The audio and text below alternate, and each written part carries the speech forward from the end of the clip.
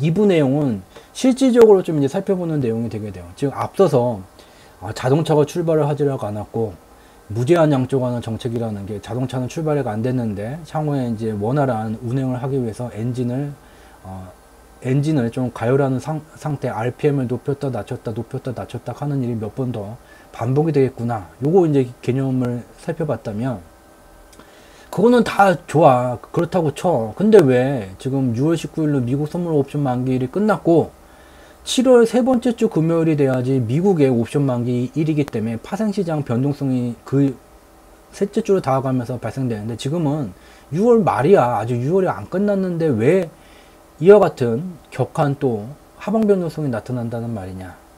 이게 궁금해요. 자동차가 뭐 출발을 안 했는데 가열을 하든 말든 지금 왜 이런 현상이 발생되는 거냐.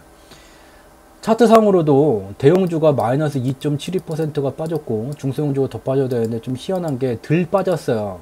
마이너스 2.03%. 여기서 이제 냄새가 나요. 아, 그럼 이거 대형주 파생시장에 뭐 연관된 뭔가가 있을 거야. 파생시장? 그러면 지난 공개방송에서 살펴봤다시피 파생시장의 만기일 주간의 변동성이 커질 때마다 상승하는 특징을 갖게 되는 미달러 선물 가격이 같이 움직였겠구나. 이것을 안 봐도 알 수가 있어요. 주요한 금융상품이 6월 19일 이후에 어저께 기준으로 급락을 나타냈던 기간에 미달러 선물 가격이 이와 같이 상승을 나타내게 되면서 또 한 번 연동돼서 움직이고 있다는 것을 파생시장에 연관된 부분이 이 하방 변동성의 일부 잔존하고 있다는 것을 이 경제지표를 통해서 알 수가 있게 돼요. 그거는 그렇다 쳐. 그러면 지금 어떻게 되는 거요? 지금 뭐 자동차가 출발을 안 했고 예열을 하는 중이라 이제 자동차가 출발하면 원활히 이제 갈 거는 같은데 아직 몇 번은 또 더 RPM을 높이고 줄이는 그런 정책적인 변화가 나타날 것 같고 혹시 그러면 그런 정책적 자동차가 출발하기 전에 한 번 더 3월과 같은 깊은 이제 하방 변동성을 겪은 다음에 가는 게 아니겠소? 그런 이제 질문, 궁금증이 생기게 돼요. 그래서 채권 가격 지수를 이제 봐요.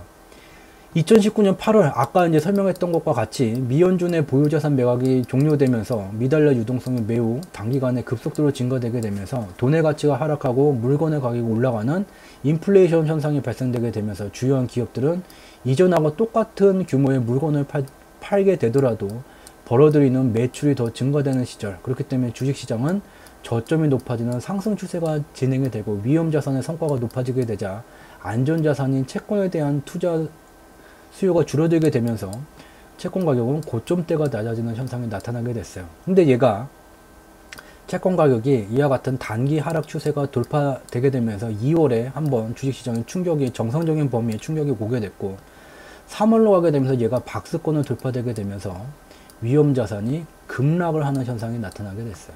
현재예요. 아직 단기 하락 추세가 그럼에도 불구하고 대형주가 2.72% 정도가 급락했음에도 불구하고 아직 돌파가 되지를 않았고 중요한 것은 이 박스권이 그대로 유지되고 있는 중이에요. 즉 이 3월의 급락 기간 동안에 코로나19로 인해서 어쩔 수 없이 포트폴리오 일정 수준 이상의 자금을 운영하는 주요한 투자사들 또는 이제 국민연금과 같은 일정 규모를 운영하는 기금사들은 포트폴리오를 두 개로 나누게 되면 포트폴리오가 위험자산에 대한 포트폴리오, 안전자산에 대한 포트폴리오로 구성이 되게 돼요. 근데 코로나19가 이제 닥치게 되면서 실물경제가 멈춰서게 되면서 이와 같이 안전자산에 대한 투자를 좀 증가를 했죠.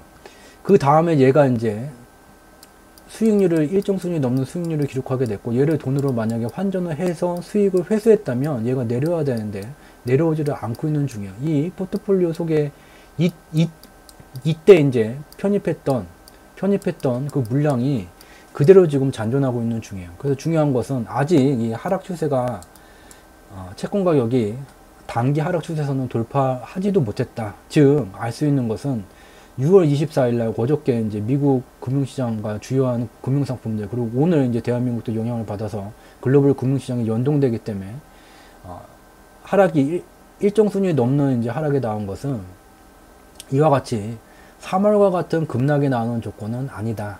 그리고 분명히 이제 확인을 했지만 대형주가 더 빠진 것에부터 냄새는 났지만 직접 패를 까보니 이 파생시장하고 연관돼서 뭐가 움직이고 있다는 것을 알 수가 있게 돼요.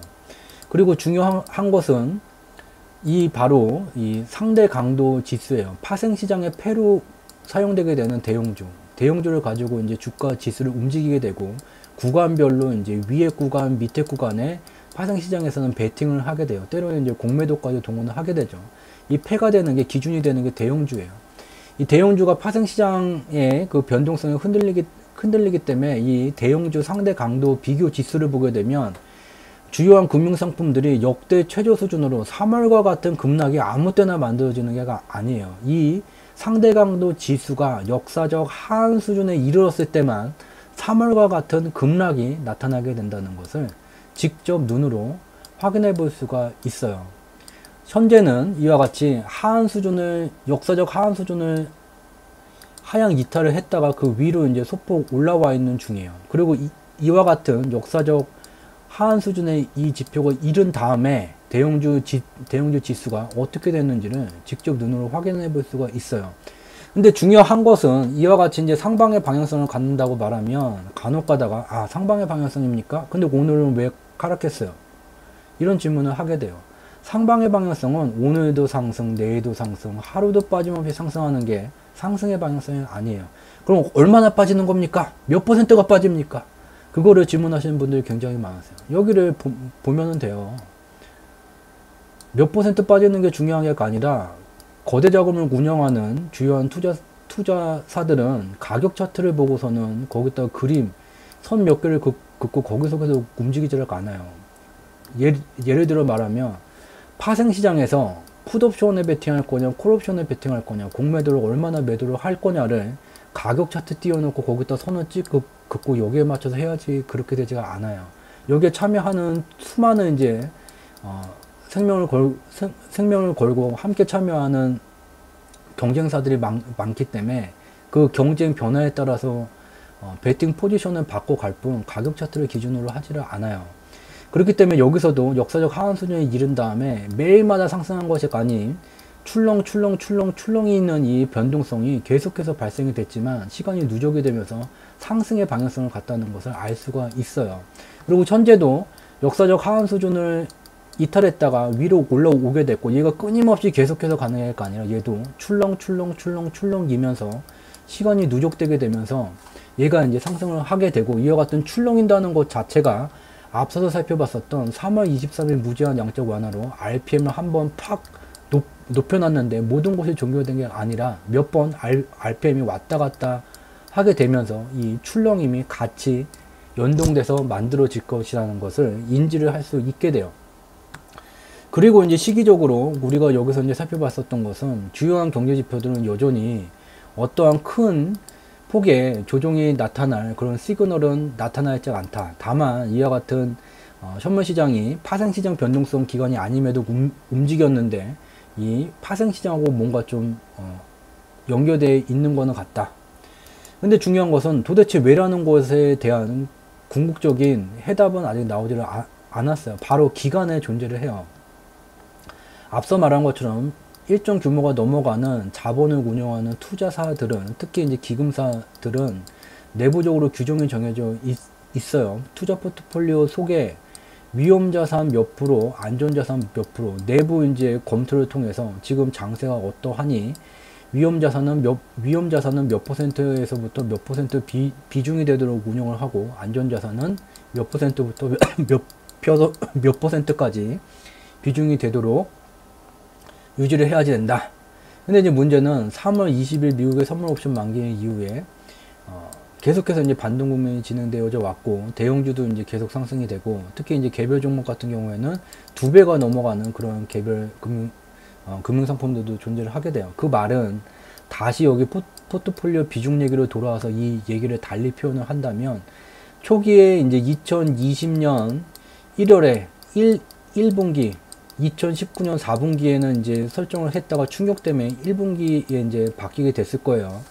1분기에 요 위험자산과 안전자산 퍼센트를 이제 설정을 하게 됐는데, 지금까지 생각 밖으로 1분기가 넘어가게 되면서 계속해서 반등 국면이 진행이 되게 되면서 이 비중이, 위험자산이 상승률이 높아지게 되면서 얘가 비중이 더 높아지게 됐어요.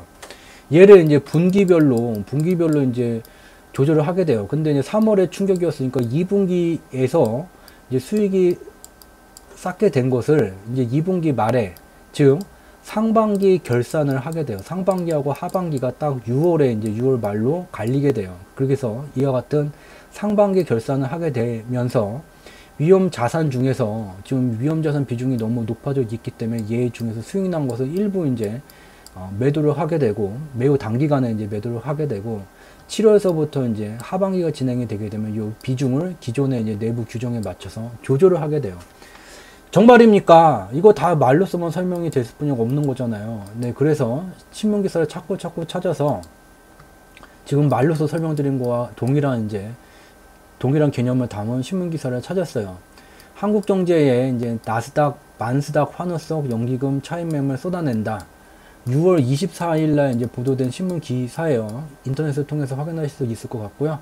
여기에도 이제 기사를 보게 되면 올 3월 중순 이후 반등장에서 수익을 낸 주요 연기금들이 주식과 채권 비율을 맞추기 위해 2분기가 끝나는 이달 말까지 차익 실현에 나서면서 증시가 출렁일 것이라는 분석이 나온다. 퇴직연금 등을 관리하는 연기금은 수익성만큼이나 안정성도 중요하기 때문에 전체 자산에서 위험자산인 주식의 비율을 일정하게 유지하는 게 일반적이다.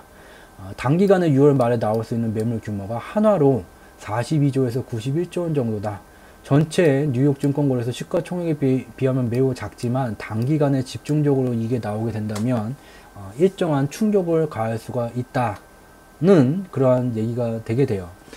이와 같이 상반기하고 하반기 그리고 각 분기별로도 이와 같은 비중 조절을 하게 되고, 더 비중 조절이 확실히 정리가 되는 게 이 상반기 6월 말이 되게 되면 이 비중 조절이 진행이 되게 되면서, 그렇기 때문에 앞서서 살펴본 주요한 경제 지표들은 여전히 일정 수준, 3월 수준에 가까운 그런 조정이 나타난 시기가 아님을 말해주고 있음에도 불구하고 일부 파생시장에 관련된 베팅, 그리고 설명되지 않는 일정 수준이 넘어가는 저 하방 변동성이 진행된 이유는 바로 이와 같은 기금사들의 상반기 결산이 진행되는 시기가 6월 말이 되게 된다는 것을 알 수가 있게 돼요.